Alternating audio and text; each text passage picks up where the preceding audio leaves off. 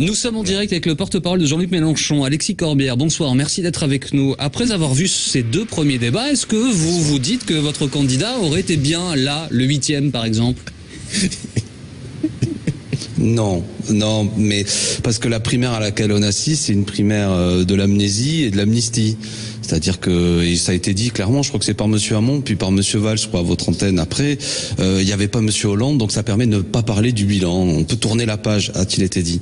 Et je crois que c'est assez, ça donne une couleur un peu particulière à ces débats. C'est quand il y a deux mots, on se demande, mais qui dirige ce pays? En fait, c'est eux, parce que tous, ils ont été ministres, mais ça n'est pas abordé. 1 million de chômeurs supplémentaires, pas une seule centrale nucléaire qui n'a été fermée, un usage abusif quand même des institutions de la Ve République, mais pour autant, chaque candidat qui dit qu'ils sont prêts à se soutenir les uns les autres, donc si c'est Valls qui gagne, Monsieur Hamon, Monsieur Montebourg le soutiendra, etc.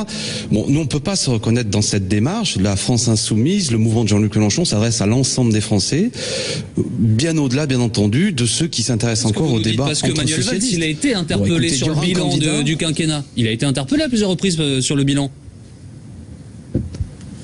Oui, mais de manière assez timorée, franchement, dans un jeu qui vise à dire cher Manuel, etc. Mais c'est le parti qui organise ce débat, c'est le Parti socialiste, c'est le parti qui soutient le gouvernement.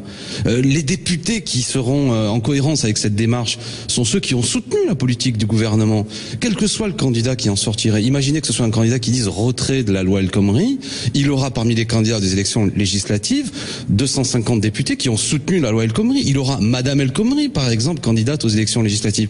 Donc ce que je veux illustrer, c'est qu'il y a un problème de cohérence qui s'est vu ce soir. C'est-à-dire que la crise est telle que M. Hollande ne peut même plus se représenter, et chacun des candidats ce soir essaie d'esquiver le fait qu'ils ont participé à ce gouvernement, qu'ils l'ont soutenu, qu'ils ont soutenu tous la mesure du crédit d'impôt, vous savez, le CICE. Ils ont tous soutenu le fait que le pacte Sarkozy-Merkel ne soit pas renégocié. Donc ça donne, comment dirais-je, une forme d'incohérence que, bien entendu, on ne retrouve pas dans la campagne de Jean-Luc Mélenchon. Nous, c'est un programme et un candidat très cohérent. Donc pas d'amnésie, pas d'amnistie. Il ne faut pas aller voter à cette primaire, c'est ce que je propose. Merci Alexis Corbière.